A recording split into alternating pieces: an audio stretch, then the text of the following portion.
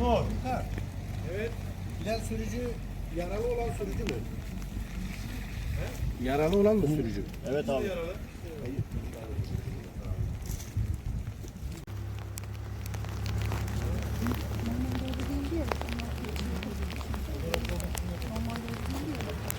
Motor orada değil mi yani? Babam mı yani?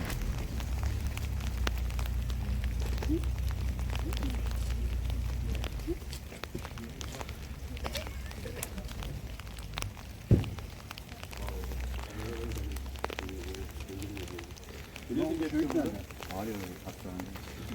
Biri iyi de.